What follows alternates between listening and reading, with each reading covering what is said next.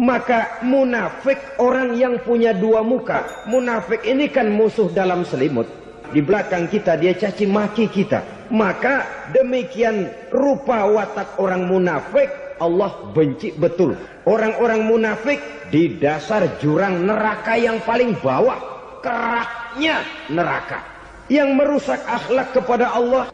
Sebab munafik sangat berbahaya. Membahayakan umat, membahayakan agama. Menyembah batu, menyembah patung, menyembah berhala yang mereka buat sesuai dengan kekayaannya masing-masing. 360 berhala di sekeliling Ka'bah merupakan bukti nyata dari sesembahan mereka. Yang kaya membuat berhala dari emas lalu disembah. Yang setengah kaya bikin patung dari perak lalu disembah. Yang hampir miskin bikin Tuhan dari kayu lalu disembah. Yang miskin benar tepung terigu diadonin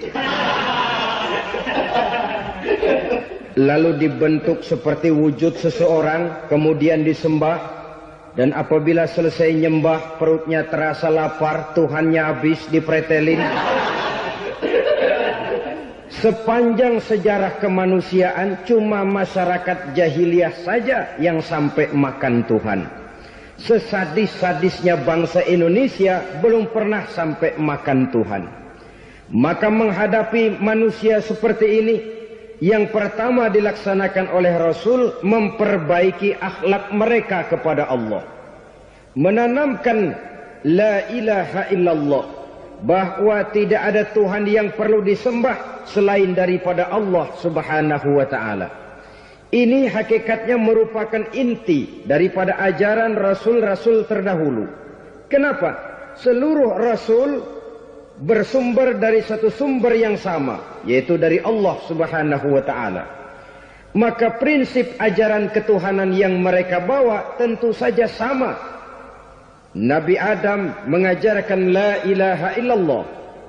Nabi Nuh mengajarkan la ilaha illallah. Cuma tentu sambungannya Nuh Rasulullah. Nabi Ibrahim mengajarkan la ilaha illallah. Ibrahim Rasulullah. Nabi Musa mengajarkan la ilaha illallah. Musa Rasulullah. Bahkan Nabi Isa mengajarkan la ilaha illallah. Isa Rasulullah. Dan Nabi Muhammad mengajarkan la ilaha illallah Muhammadur Rasulullah. Akhlak manusia kepada Allah dengan menanamkan tauhid. Jadi kalau ingin berakhlak yang benar kepada Allah, jaga tauhid, pegang teguh akidah. Saudara-saudara kaum muslimin rahimakumullah. Lawan daripada tauhid adalah kufur. Kufur bisa dua. Bisa kufur iman, bisa kufur nikmat. Kufur itu sifatnya, kafir itu orangnya. Ada orang kufur iman, dan ini merusak akhlak kepada Allah Subhanahu wa ta'ala. Kufur iman itu kadang-kadang bentuknya syirik, orangnya disebut musyrik. Kufur iman itu kadang-kadang bentuknya nifaq, orangnya disebut munafik. Kufur iman itu kadang-kadang bentuknya riddah, orangnya disebut murtad. Ini merupakan jenis daripada kufur-kufur iman dan tergelincirnya manusia daripada akhlak kepada Allah Subhanahu wa ta'ala. Benar, di zaman sekarang kita tidak menyembah berhala. Memang di zaman sekarang kita tidak menyembah patung. Iya, kita tidak berkeyakinan Tuhan lebih dari satu. Tapi kadang-kadang akhlak kita kepada Allah sering lentur dan luntur, sering bergoyang dan tergoncang, sering kena erosi dan polusi. Bahwa kita tidak menyembah Latta, Uzza, Manat dan Hubal seperti masyarakat jahiliyah dahulu, memang. Tapi Latta zaman sekarang, Uzza zaman sekarang, Manat dan Hubal di zaman sekarang, berhala-berhala di abad kita sekarang ini kadang-kadang bernama harta, kadang-kadang bernama wanita, kadang-kadang bernama tahta, mungkin juga bernama Toyota. Sesuatu yang lebih kita agungkan daripada Allah, menjelmalah dia menjadi berhala-berhala di zaman kita sekarang ini. Manakala kita di kantor sudah lebih takut kepada kepala bagian kita daripada kepada Allah, maka Tuhan kita barangkali adalah kepala bagian kita. Manakala kita sudah lebih takut kepada manusia daripada kepada Allah, bergeserlah akhlak kita kepada Allah, mengagungkan manusia dan menomorduakan Allah. Maka di zaman sekarang akhlak kita kepada Allah sering kena erosi, sering kena polusi. Mungkin karena sulitnya lapangan kerja, tingginya tensi ekonomi, persaingan hidup yang makin tajam, sulitnya mencari lapangan kerja, orang kadang-kadang nekat, sedikit pertimbangan, picik pandangan, mudah melakukan potong kompas, sehingga terjadilah perbuatan-perbuatan yang memelencengkan akhlak kita kepada Allah Subhanahu wa ta'ala. Kadang-kadang terjebak mempercayai selain daripada Allah. Kadang-kadang terjebak di dalam mengagungkan yang selain daripada Allah lebih dari yang seharusnya. Terkenalah akhlak kita kepada Allah jaringan-jaringan erosi dan polusi. Kufur sebagai lawanan daripada tauhid merupakan sifat daripada orang yang tidak berakhlak kepada Allah. Bentuknya pertama bisa syirik. Syirik itu artinya meyakini ada Tuhan lain selain daripada Allah. Itu yang namanya syirik. Jadi percaya Tuhan ada, cuman Tuhannya kelebihan. Itu yang disebut syirik, dan itu merupakan cerminan dari akhlak yang rusak kepada Allah Subhanahu wa ta'ala. Berkeyakinan Tuhan lebih dari satu, berkeyakinan bahwa Tuhan itu beranak atau diperanakkan, atau mengagungkan sesuatu sama dengan Allah, atau menjadikan yang selain Allah sebagai tujuan akhir daripada perjalanan kehidupan ini, maka itu sudah terjebak kita dalam musyrik. Dan syirik satu dosa yang tidak berampun. Bahasa kasarnya, yang namanya syirik itu jenis bapak moyangnya dosa. Saudara-saudara, sebab itu saya pesan, kalau memang terpaksa, biasanya yang tinggal di kota-kota besar itu kalau tidak kepengen dosa kan susah. Kalau terpaksa harus bikin dosa, cari yang kecil-kecil saja, yang kira-kira taubatnya gampang. Umpamanya pulang sholat Jumat nukar sendal, umpama, yaitu jelas dosa. Tapi dosa yang taubatnya agak mudah. Jangan sampai terjebak ke dalam syirik, menyekutukan Allah. Kalau sudah menyekutukan Allah, Allah dimadu, murka benar Allah kepada kita. Innallaha la yaghfiru ayyushraka bih wa yaghfiru ma duna dzalika liman yasha. Allah tidak akan memberi ampun kepada orang yang menyekutukannya dengan sesuatu, tapi Allah mau mengampunkan dosa yang selain itu bagi orang yang dikehendakinya. Jadi orang-orang yang sudah terjebak syirik, menyekutukan Allah, meyakini ada Tuhan lain selain daripada Allah, meyakini Tuhan beranak atau diperanakkan, bagaimanapun baiknya mereka di dunia, bagaimanapun sosial jiwanya, bagaimanapun pemurah tangannya memberikan santunan dan pertolongan kepada orang lain, kalau sudah syirik, seluruh nilai kebaikannya akan tidak ada gunanya lagi. Karena tidak ada tempat nilai kebaikan itu bergantung. Sedangkan kita berbuat baik agar diterima oleh Allah. Kalau Allahnya marah kepada kita, siapa yang akan menerima nilai kebaikan itu sendiri? Ini bentuk yang pertama. Yang nyata-nyata menyembah berhala, syirik. Yang nyata-nyata beriktikad Tuhan lebih dari satu, syirik. Atau yang tersamar. Yang tersamar itu yang sering jadi penyakit kita. Saya sejak ada perkutut ini di rumah, perkutut. Saudara-saudara, yang merusak akhlak kepada Allah, yang merusak tauhid setelah syirik, bisa juga berbentuk nifak.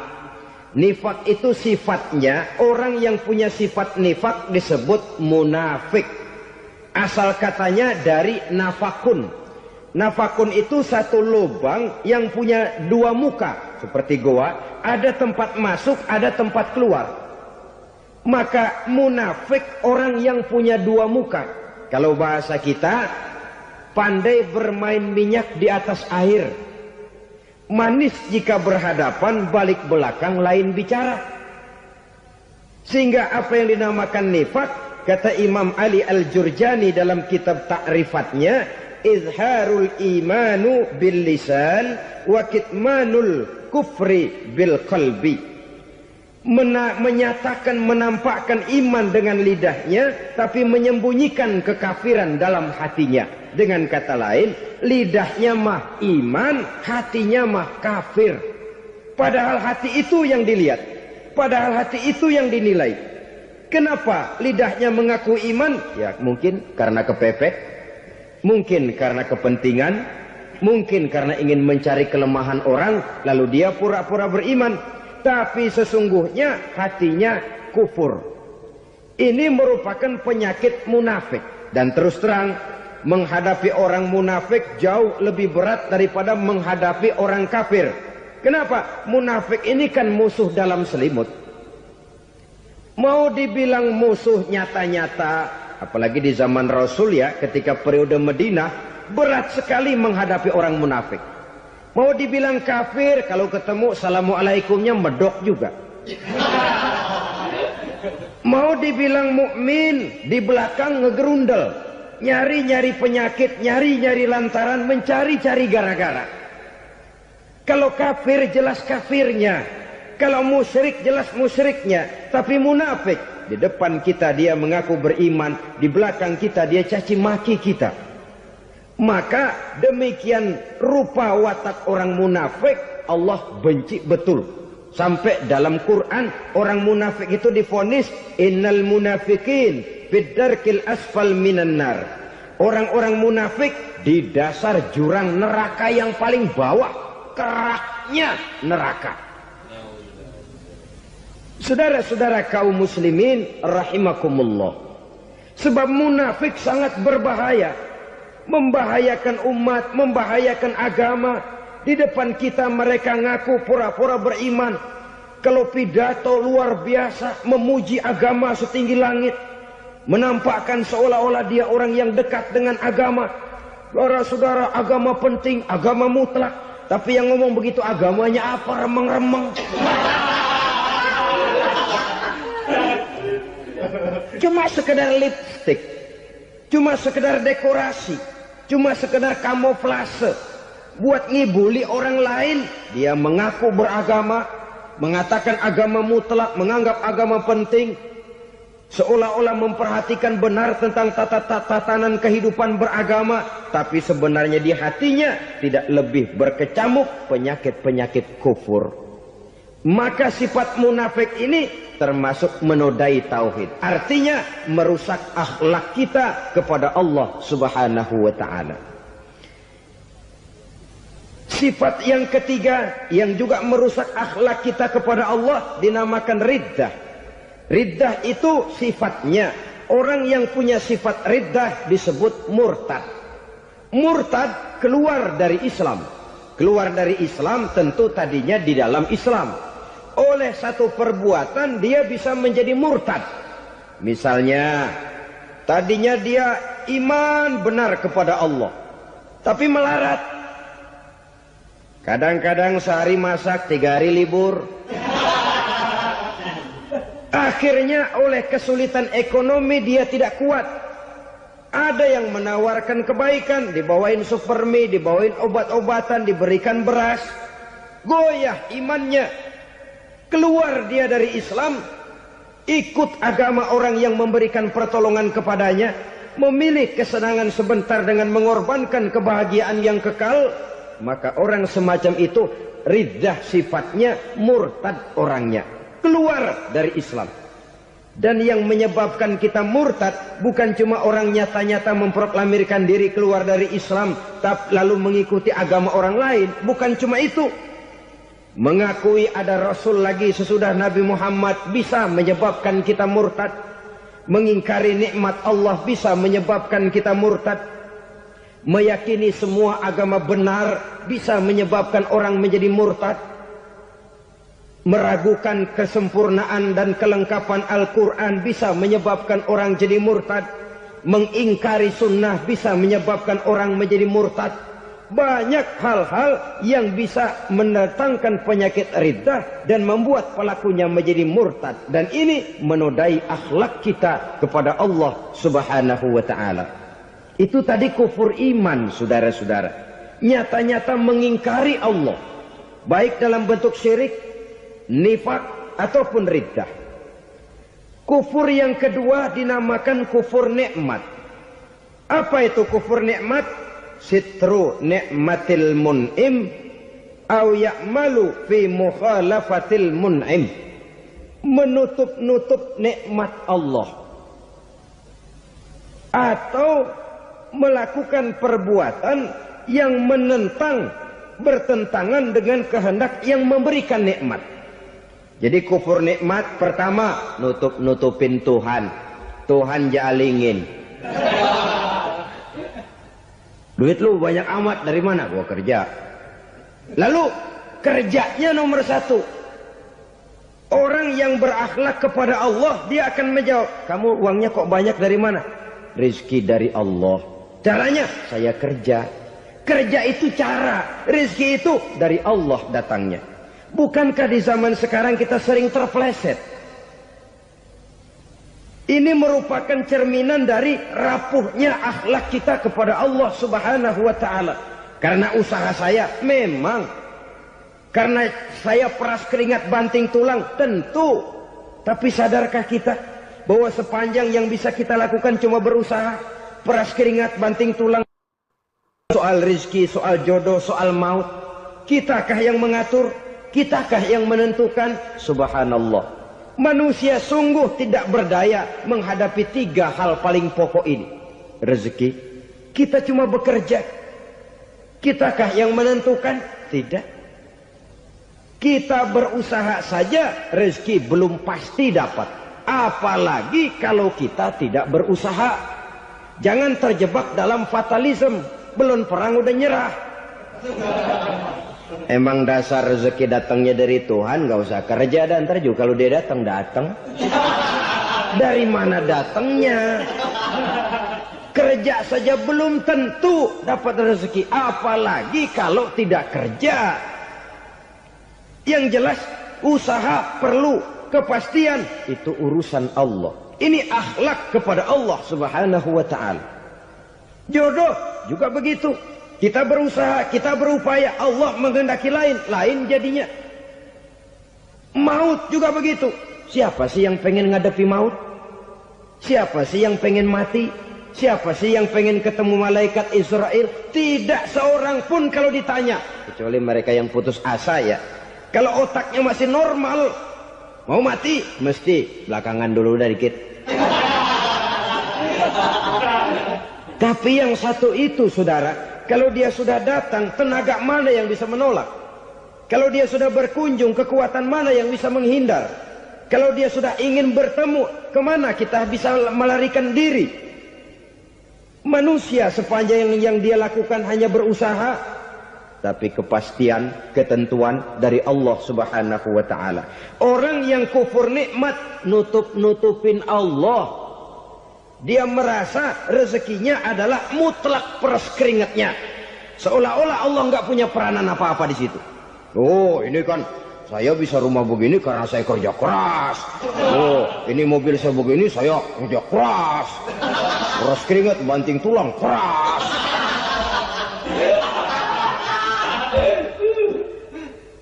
Saudara-saudara kaum muslimin rahimahkumullah.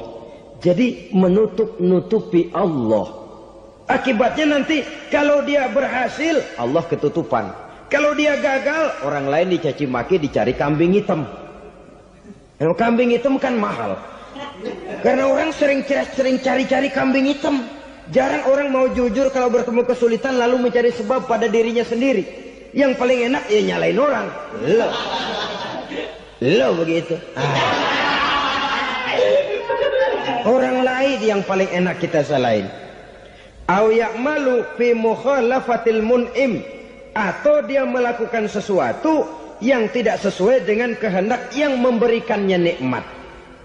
Diberikan kita tangan, mulut sih nggak berhenti. Terima kasih Tuhan, alhamdulillah saya dikasih tangan. Cuma nih tangan enteng mat nabokin orang mulu.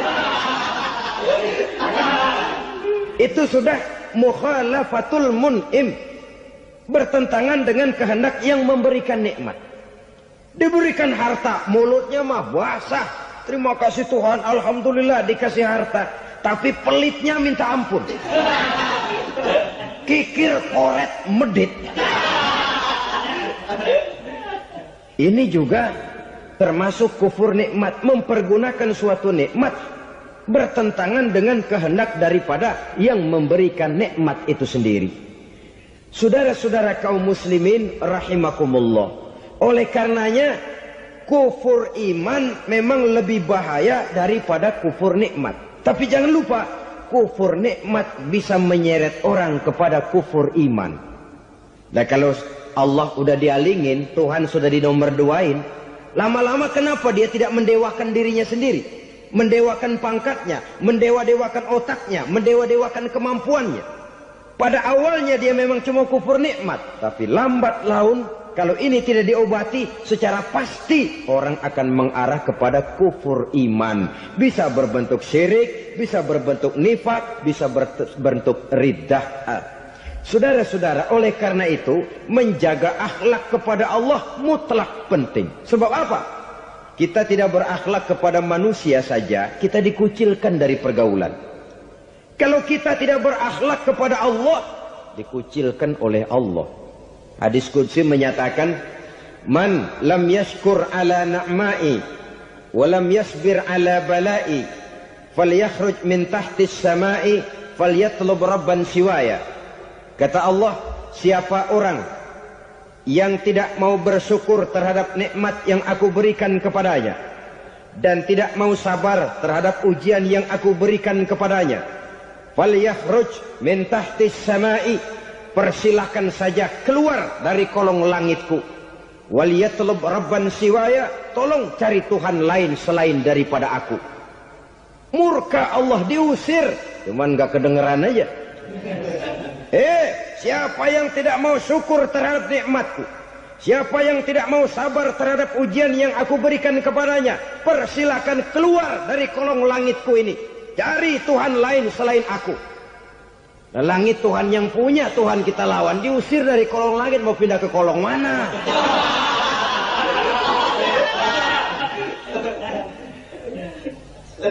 Jadi jangan merasa kufur nikmat kan enteng. Iya, kelihatannya begitu, tidak sebahaya kufur iman. Tapi kufur nikmat ini merupakan anak tangga yang kalau kita sudah mulai naik, kita akan naik terus sampai kepada tingkat di mana kita mengalami kufur iman.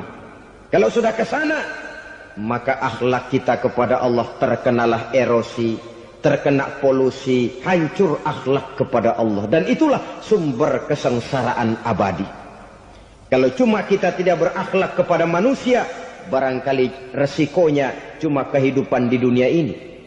Mungkin juga ada kehidupan akhirat. Tapi kalau sudah tidak berakhlak kepada Allah, dunia akhirat kita rugi dan celaka. Maka pada kesempatan ini saya mengajak, marilah jaga baik-baik akhlak kita kepada Allah. Satu kali kita bertauhid, sampai mati kita bertauhid. Satu kali la ilaha illallah, jangan tergelincir lagi kita keluar daripada kalimat itu. Satu kali kita bertuhankan Allah, jangan bertuhan yang lain selain daripada Allah. Jangan sekutukan Allah, jangan samakan Allah dengan sesuatu, jangan mengangkat yang lain sama agungnya dengan Allah. Sebab dengan demikian kita seolah-olah sudah mengotori akhlak kita kepada Allah Subhanahu wa ta'ala. Saudara hadirin yang saya hormati, jadi oleh karenanya akhlak kita kepada Allah merupakan basis daripada kehidupan beragama. Kalau itu sudah mulai rapuh, mulai terkena erosi dan polusi, mulai rusak, dikhawatirkan nanti nilai ibadah kita kepada Allah juga akan turut ambruk karenanya. Saudara-saudara kaum muslimin rahimakumullah, tugas yang kedua, memperbaiki akhlak manusia kepada sesama manusia. Kita tahu Islam sesuai dengan namanya adalah agama damai. Maka akhlak manusia kepada sesama manusia menempati porsi yang penting dalam kehidupan beragama. Bagaimana seorang muslim bergaul, bertata krama terhadap sesama manusia. Mari kita lihat lebih jauh persoalannya. Untuk memudahkan pembicaraan dari kacamata agama, kita kelompokkan saja manusia itu dalam dua. Pertama yang seiman dan yang kedua yang tidak seiman. Yang tidak seiman itu kita sebut saja kufur atau kafir. Nah, kepada yang kafir pun kita diajarkan untuk berakhlak. Apalagi kepada yang memang nyata-nyata seiman, sekeyakinan, seakidah. Kemanapun Islam datang, ke negara manapun ia masuk, ia tidak menaburkan kerusakan. Jadi tidak benar kalau orang pernah itu menggambarkan, saking sentimennya, seorang orientalis pernah menggambarkan Nabi Muhammad di tangan kirinya Quran, di tangan kanannya pedang. Menggambarkan seolah-olah Islam dikembangkan dengan kekerasan. Sebenarnya tidak sama sekali. Kalaupun dalam sejarah perkembangan Islam pernah terjadi perang, maka perang dalam Islam sesungguhnya, apabila kita amati sejarahnya, bukan untuk memaksakan agama. Karena memang agama tidak bisa dipaksakan. Tetapi justru untuk mempertahankan agama dari segala macam hambatan, rintangan, hinaan dan fitnahan. Tapi kemanapun yang jelas Islam masuk, dia tidak pernah membuat kekacauan, kerusuhan ataupun penghancuran. Candi Prambanan bahkan dipugar, gereja-gereja tidak ada yang dihancurkan oleh umat Islam. Kenapa? Islam agama damai. Soal agama, soal lakum dinukum waliyadin, la ikraha fid din, qad tabayyana ar-rusdu minal ghayy. Tidak ada paksaan dalam beragama, sebab nyata yang benar dengan yang tidak benar.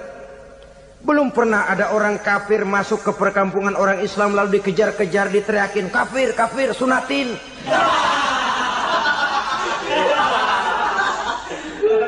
Belum pernah. Kenapa? Islam menghormati orang lain agama. Nah, yang kafir ini macam-macam, saudara. Ada kafir harbi. Nah, ini kafir kerok. Ini kafir yang nyata-nyata memproklamirkan permusuhan kepada umat Islam. Nyata-nyata mengganggu ketenangan umat Islam. Kafir yang seperti ini yang boleh diperangi. Misalnya kita mau sembahyang Jumat dijagain, nggak boleh sembahyang Jumat, getok palanya. Kafir harbi artinya tantangan perang datang dari mereka, bukan kita yang mulai, mereka yang buka front. Prinsipnya umat Islam tidak boleh mencari-cari musuh, tapi pun tidak boleh lari kalau ketemu musuh. Musuh jangan dicari, ketemu jangan lari. Karena itu kesan seolah-olah umat Islam ini teroris, umat Islam ini destroyer, umat Islam ini sering menimbulkan keonaran, kerusakan. Sungguh satu fitnahan yang sangat keji. Umat Islam adalah umat yang cinta damai. Islam di masa perkembangannya masuki Eropa melalui Selat Gibraltar, Jabal Tariq, memasuki Spanyol. Islam tidak pernah meruntuhkan gereja. Islam tidak pernah membunuh orang-orang Nasrani. Bahkan Islam mewariskan peradaban dan kebudayaan yang begitu tinggi nilainya di bidang ilmu pengetahuan. Sampai ketika itu Barat banyak mengkaji ilmu pengetahuan dari dunia Islam.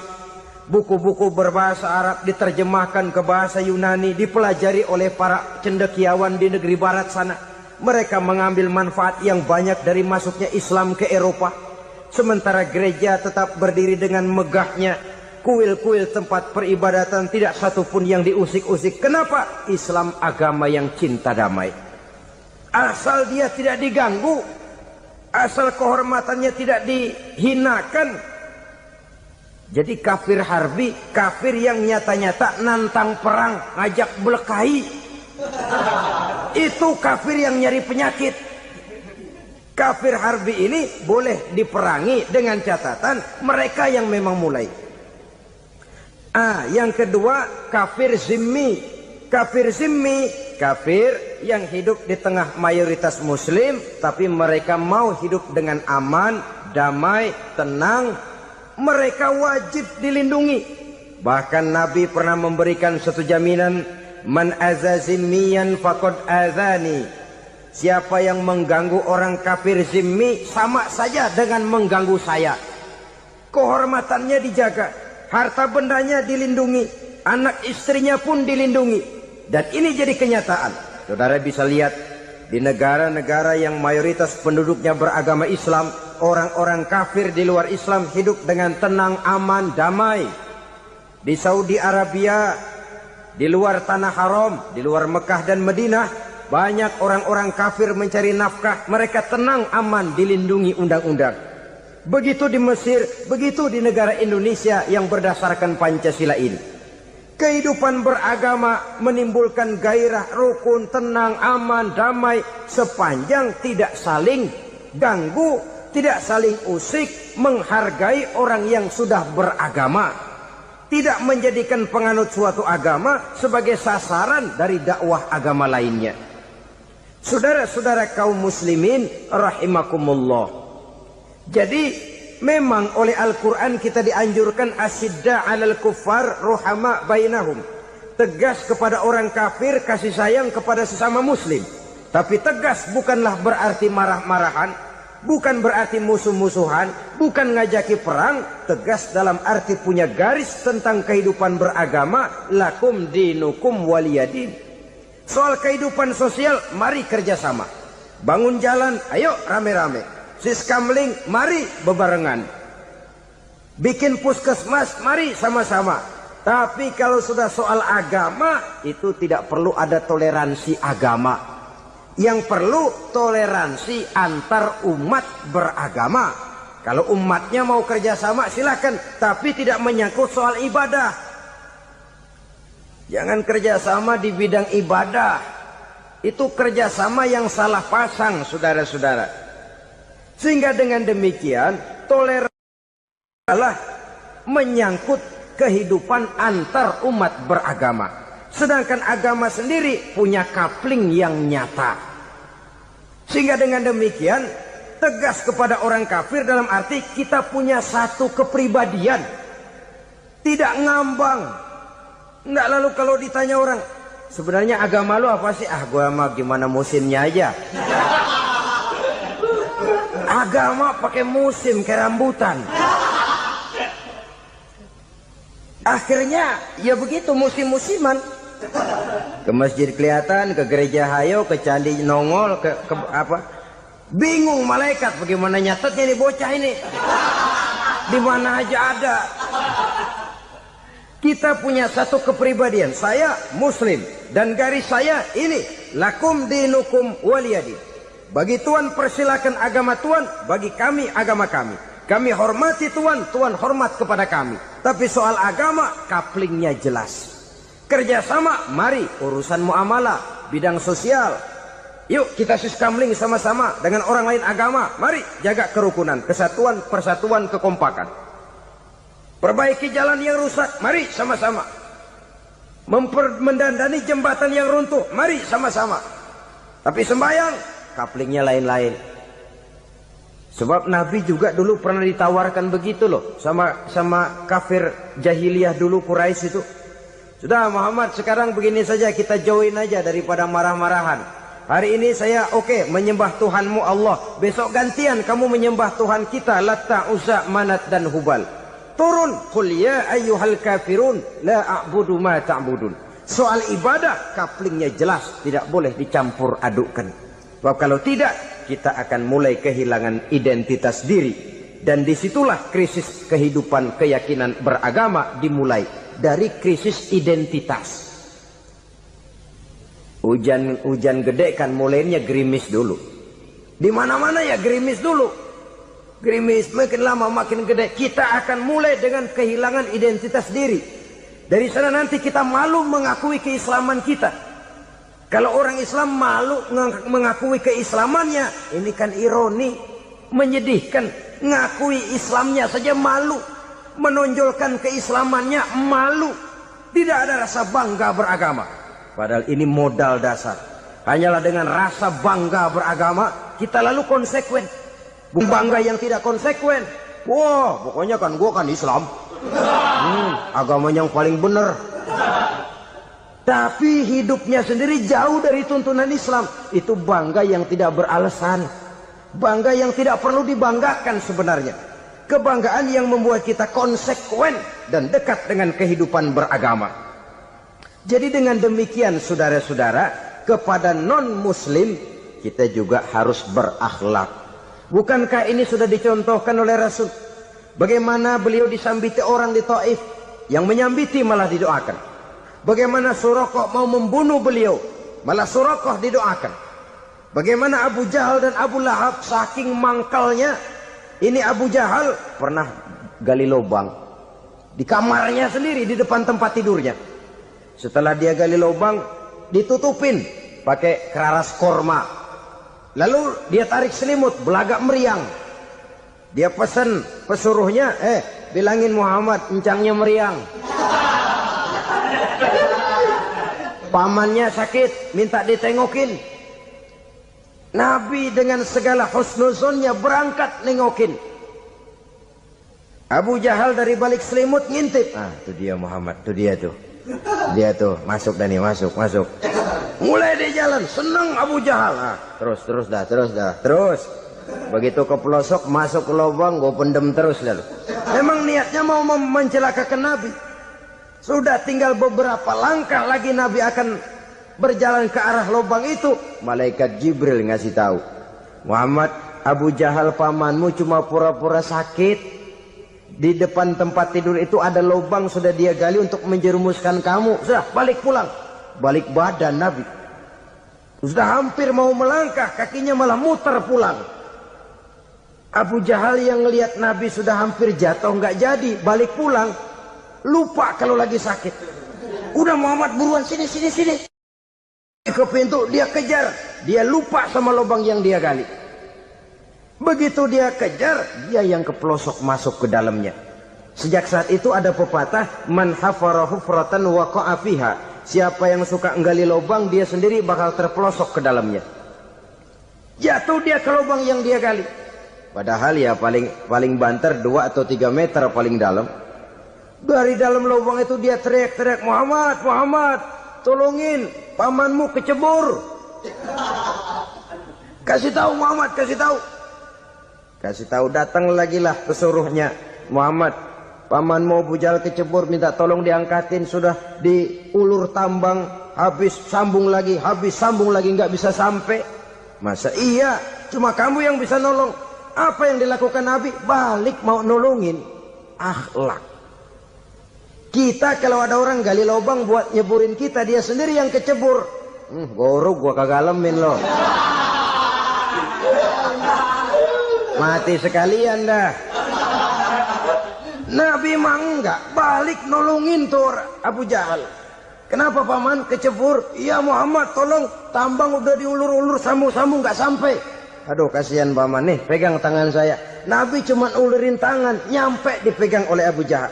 Diangkat ke atas. Nyampe atas, apa kata Abu Jahal? Tambang bergulung-gulung nggak nyampe, kamu cuma pakai tangan doang kok bisa Muhammad, hebat banget sihirmu. Mukjizat dia bilang sihir, udah ditolongin nyelak lagi, kan yang enak kita injak palanya. Orang dulu bilang wah katanya nolongin anjing kejepit. Udah selesai ditolongin malah yang nolong digigit. Saudara hadirin yang saya hormati, kepada orang-orang kafir kita harus berakhlak, menghormati mereka. Tidak memaksakan satu keyakinan dalam batas-batas yang ditolerir oleh agama, yaitu pada masalah-masalah sosial dan muamalah. Itu kepada non-muslim. Apalagi kepada sesama muslim. Baik akhlak kepada orang tua, akhlak kepada guru, akhlak kepada jiran atau tetangga, itu semua termasuk dalam akhlak kepada sesama manusia. Akhlak kita kepada orang tua, kadang-kadang kita orang timur ini ketularan orang barat. Engkongnya dianggap CS. Salaman main kedet aja halokong. Engkongnya bahalo dibengong. Saudara-saudara kaum muslimin rahimakumullah, akhlak yang tua kepada yang muda, akhlak yang muda kepada yang tua, kepada jiran dan tetangga, kepada sanak famili dan handai tolan, pendeknya kepada sesama muslim. Tetangga ada haknya. Ada hak tetangga yang kalau kita berakhlak itu harus dipenuhi. Contoh kecil. Kalau saya beli radio, itu saya dong boleh berpikir, ini radio saya. Saya beli pakai uang saya setel di rumah saya. Sekeras-kerasnya ada apa sama orang lain? Radio gua. Yang beli gua pakai duit gua. Gue setel di rumah gue, ada urusan apa sama orang lain? Itu kalau menurut saya. Tapi tetangga sebelah saya kan bisa juga ngomong begitu. Mata gue, yang ngantuk gue tidur di rumah gue. Kenapa suara radio lu masuk kemari? Ketika itulah lalu kebebasan saya nyetel radio dibatasi oleh kebebasan tetangga saya yang mau tidur. Ini sudah akhlak namanya. Umpamanya lagi ada Nabi ajarkan, iza tobakhta maraqatan fa'akthir ma'aha wa ta'ahad jiranaka. Kalau kamu masak sayur, banyakin kuahnya, bagiin tetangga kamu. Bukan bagiannya itu yang jadi soal, tapi akhlak kepada tetangga. Udah tahu tetangganya kelaparan, diseksa, goreng ikan asin, se-RW baunya ngayap, kembang kempis orang nungguin. Saudara hadirin ma'asyiral muslimin rahimakumullah. Jadi dengan demikian, kalau sudah kembali kepada orang-orang yang nilai imannya sama dengan kita, apapun organisasinya, apapun baju yang mereka pakai, kaos yang mereka pakai, jaket yang mereka pakai, kalau sudah seakidah, seiman, jaga akhlak kita. Pendapat boleh berbeda, kaos boleh tidak sama, jaket boleh beraneka warna, bendera boleh beragam-ragam, tapi ukhuwah Islamiyah ini utamakan. Adalah lebih baik mencari persamaan dalam kehidupan dan bukan memperbesar perbedaan. Hanyalah dengan mengembangkan nilai-nilai akhlak semacam ini, toleransi tidak hanya diperlukan kepada yang non-muslim, kepada sesama muslim pun toleransi. Artinya apa? Jangan memponis amalan orang lain. Yang usolli, yang tidak usolli, berjalanlah menurut keyakinannya masing-masing. Jangan lalu memponis, itu namanya nggak toleransi. Kamu nggak pakai usolli ya? Enggak. Brengsek. Kamu pakai usolli ya? Iya. Bid'ah. Lah dua-duanya kagak yang benar. Kalau yang sembahyang kagak benar, bagaimana yang kagak sembahyang? Apa itu yang benar? Toleransi, setuju dengan perbedaan pendapat, jangan memponis amalan orang lain. Karena kita hanya beramal, hak menerima adalah Allah Subhanahu wa ta'ala. Jangan sebentar-bentar mencap bid'ah, dolalah, finnar, neraka. Kayaknya neraka kapling orang tuanya kali. Gampang bener masukin orang ke neraka. Kita kadang-kadang bisa toleransi dengan orang luar, tapi kepada sesama muslim toleransi tidak sanggup kita adakan. Mengklaim merasa kita yang benar, orang lain salah semua, itu tidak toleransi namanya. Mentang-mentang jadi ustadz, nih satu-satunya ustadz di sini ya, semuanya mesti ngaji kemari. Kalau nggak ngaji kemari Islamnya kurang tapi benar. Toleransi. Saudara-saudara kaum muslimin rahimakumullah, lapang dada, menghargai orang yang berbeda pendapat. Apalagi kalau perbedaan pendapat itu menyangkut hal-hal yang tidak prinsipil, menyangkut hal-hal yang sekunder dalam kehidupan beragama, menyangkut masalah-masalah yang dalam bahasa fikih disebut soal-soal furu'iyah. Tidak usah menyebabkan kita bersih tegang. Kepala sama hitam pendapat boleh berbeda dan halal. Bahkan Nabi mengatakan, ikhtilafu ummati rahmatun. Perbedaan pendapat di kalangan umatku bahkan menjadi rahmah. Sepanjang perbedaan pendapat itu diiringi dengan rasa toleransi. Tapi kalau sudah main baku hantam, main klaim, memponis orang lain, akhirnya timbullah keretakan. Jangan heran kadang-kadang satu masjid dua kelir. Ya soal kelir boleh kelar-kelir, boleh kelar-kelir. Tapi kalau harus terlalu mencolok menyebabkan timbulnya keretakan, saya kira yang akan turun bukan lagi rahmah tapi bala. Bala akan menimpa kita, jatuh kita menjadi umat yang lemah.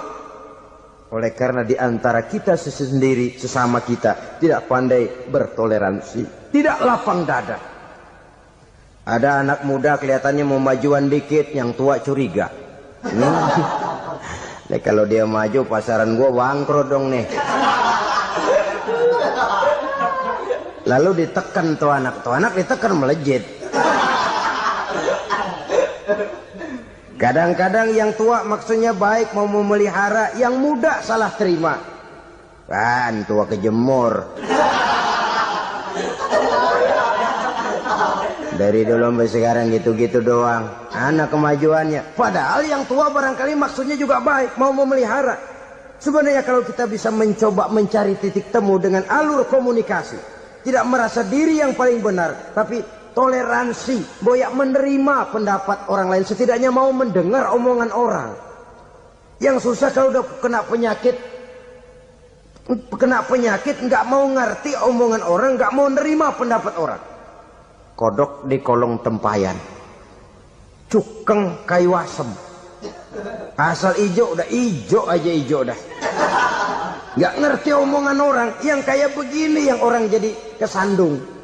Oleh karena itu saudara-saudara, alangkah nikmatnya kehidupan ini apabila kita menyadari kita ini ummatan wahidah, satu umat yang satu, yang diikat dengan akidah. Kalau kepada yang non muslim saja kita diajarkan untuk berakhlak, apatah lagi kepada yang seiman, seakidah, sekeyakinan. Wajarkah perbedaan pendapat yang kecil-kecil lalu menyebabkan kita bertolak belakang, cerai-berai, centang perenang? Bila bertemu di jalan yang satu menyisih ke kiri, yang lain menyingkir ke kanan. Kalaupun juga bercampur di tengah kumpulan orang banyak, persis air dengan minyak. Yang atu melengos, yang atu madep mojok. Orang lain senyum, dia mau pada manyun. Saudara-saudara kaum muslimin rahimakumullah, realita ini walaupun tidak enak, pahit, tapi masih hidup di sebagian masyarakat kita. Ini yang perlu kita atasi. Soal toleransi kepada orang lain, sejarah sudah membuktikan. Mari kita jangan cuma bisa mengajak orang lain, umat lain untuk bertoleransi dengan kita, tapi kepada sesama kita. Toleransi ini perlu kita tegakkan, perlu kita bina. Terutama di dalam kita menuju bentuk ideal daripada konsep ukhuwah Islamiyah ini, yang memang selalu kita akan cari bentuk-bentuk idealnya sejalan dengan perkembangan situasi dan kondisi yang dihadapi oleh umat. Perbedaan organisasi, perbedaan kepentingan organisasi tidak seharusnya menyebabkan kita merasa meremehkan orang lain dan mengangkat diri, mengklaim diri sebagai yang ter. Jadi dengan demikian, apabila yang pertama tadi akhlak kepada Allah dinamakan hablum minallah, maka yang kedua ini merupakan hablum minan nas. Jikalau baik akhlak kita kepada Allah, baik akhlak kita kepada manusia, nikmat rasanya menjalani kehidupan.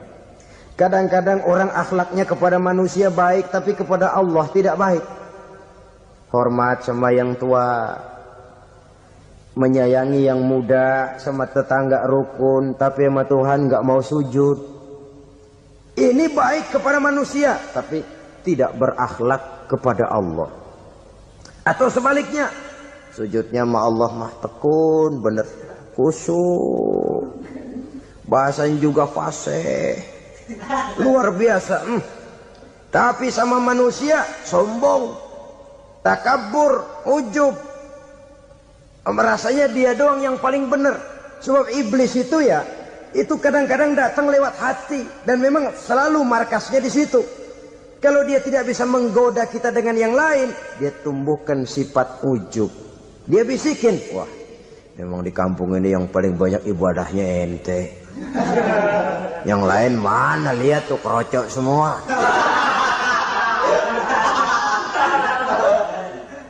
Lalu di hati orang itu tertanam sifat iya ya. Nah, tatkala iya ya, dia sudah terkena serangan iblis. Akhirnya apa? Orang lain diremehin.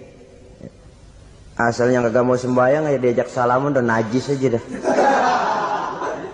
Ketemu juga mukanya ditekuk 4. Akhirnya bukan ngajak malah ngenyek, ngina. Lah orang dihina makin jauh, makin tidak tersentuh. Bukan cara itu yang diajarkan oleh Rasul.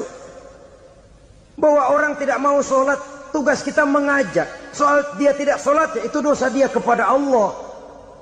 Saudara-saudara kaum muslimin, ujub disuntikkan oleh iblis ke dalam hati kita. Sujudnya kepada Allah benar, tapi akhlaknya kepada sesama manusia. Merasa paling benar sendirian, merasa orang lain salah semua. Pokoknya kalau di luar lingkungannya udah kagak bener aja udah bahaya. Saudara-saudara, ini juga penyakit yang disuntikan oleh iblis. Sebab iblis itu tipu dayanya luar biasa, strateginya lihai. Makin tinggi kualitas iman, ya makin berat upaya iblis untuk menjerumuskan kita. Karenanya saya mengajak, marilah kita bertoleransi. Baik kepada non-muslim, lebih-lebih lagi kepada sesama muslim yang kebetulan berbeda baju, berbeda kaos, berbeda organisasi, lain bendera yang dibawanya. Tapi toleransi mari kita canangkan. Kita terikat oleh ukhuwah Islamiyah. 2. Yang ketiga, akhlak manusia kepada makhluk Allah lainnya di luar manusia. Saudara-saudara, dengan berakhlak kepada Allah, berakhlak kepada sesama manusia, berakhlak kepada makhluk Allah di luar manusia, baik flora maupun fauna, maka mudah-mudahan akan terciptalah satu ekosistem, satu lingkungan hidup yang membuat kita nikmat menjalani kehidupan ini. Inilah saja yang kita bicarakan pada pertemuan kali ini. Marilah kita membina nilai-nilai akhlak walaupun berat tantangannya. Sungguh lebih baik rakyat rendah yang berakhlak tinggi daripada pejabat tinggi yang berakhlak rendah. Karena nilai manusia pada akhirnya ditentukan oleh akhlaknya itu.